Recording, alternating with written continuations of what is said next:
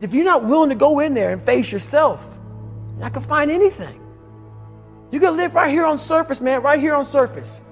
So if there is an ending to this world and there is somewhere to go and there's a judgment, you're gonna get there and you might see a chart. And that chart may tell you who the fuck you should have been. And now you get the rest of your life to think about that. Man, I could have lived a much better life if I just would have just suffered a little bit more. If I just would have went in that and realized I had so much more. But fear and the 40% and living here versus living here, being afraid, stop me.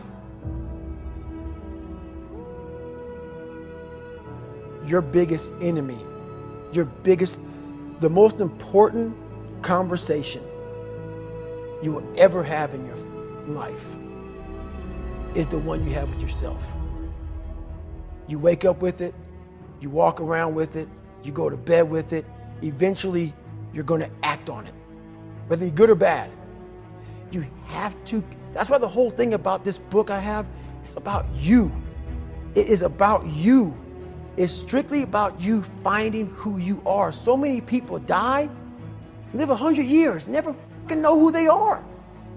Never know who they are. You have to look in that mirror and know there's so much more in here, man. Because I can literally right now be a 300-pound guy spraying for cockroaches still to this day. If I did not look in that mirror and say, there has to be more to this. This can't be it.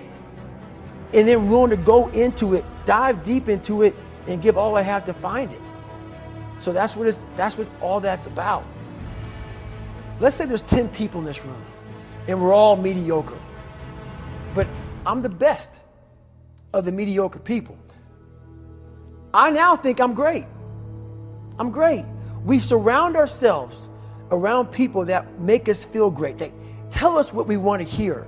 The second we put ourselves amongst the uncommon people, we don't like that feeling, that challenging feeling of that person who's waking up at 3:30 in the morning and say, hey, push your on, we're going for a run. We don't like that challenge. We like that person who says, hey, you know what, man, I don't feel good today, man. And they say, oh, it's okay, brother. We'll take a day off, man. We'll get a pizza and watch the game. We like that.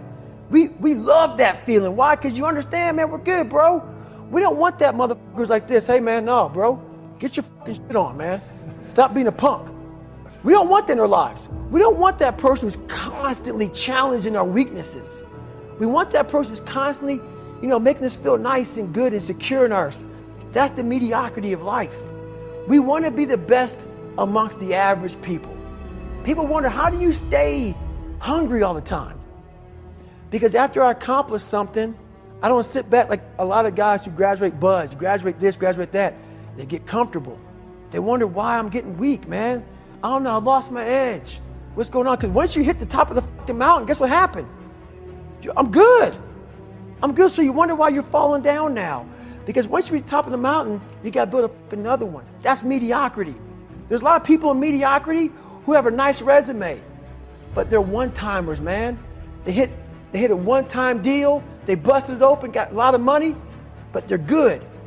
You're mediocre now, man. What are you fucking doing today, tomorrow, the next fucking day? That's why I don't listen to theorists. I don't listen to all that bullshit. I listen to a motherfucker who's like this, man. What's wrong, man? I'm fucking tired, dude. Why are you tired? Because tomorrow, I gotta do the fucking shit again, man. Whatever it is that made me fucking nauseous and sick to my stomach, it made me hurt. There's no ending. And that's the person I listen to. That's the person who's gained knowledge. You gain knowledge through suffering. And on the other end of suffering is a world that very few have ever seen. It's a beautiful world because that's where you find yourself.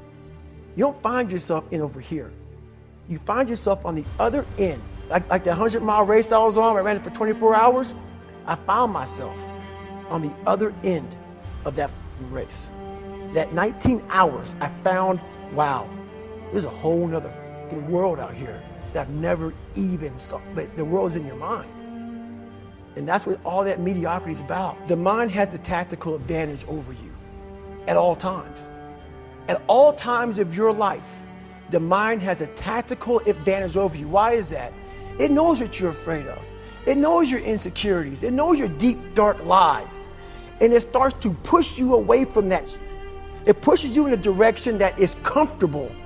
The mind controls everything. So what I realized was that when I was growing up and I was 300 pounds and I got all fat and I got all insecure, I realized that my mind kept taking me in this direction. When things got uncomfortable for me, when I was facing my insecurities, I was facing my fears, my mind said, oh no, we have the tactical advantage. We need to get you, separate you from this feeling over here. Life's all about feelings. We want the happy feeling. We don't want that feeling of this sucks. If in that moment, you can answer those up questions and you are now in charge of your brain versus your brain ruling you, that's where all that stuff comes from. So the 40% rule is all of that. You get to 40%, your brain says, we're done. Let's roll, man. This is starting to get painful. This is uncomfortable. So you sit down. You have to figure out ways, and everybody's different. That's how the book kind of talks about, like we all have these things about, 5 steps to this and 4 steps to this. It's a lot more than that. That's all bullshit. It's a practice that you have to, it's a habit. So if you know that at 40%, I'm feeling pain. At 40%, I'm feeling pain. That's where the 40% rule kicks in. Now it starts. Okay, I'm feeling pain. My mind's saying all this to me. It's saying, get out of here, run, flee. The fight or flight kicks in.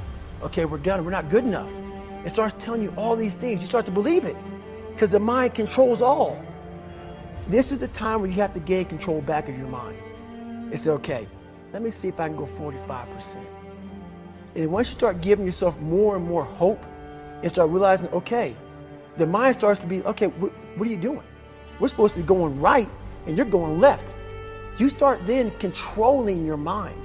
Start finding more in yourself. And then it goes from 40% to a lot further than that. But that's the start of it though. Get to the spot where your mind is saying stop. Wherever that is, you gotta get there first. And then that's when that starts to work for you. You gotta control yourself in that moment.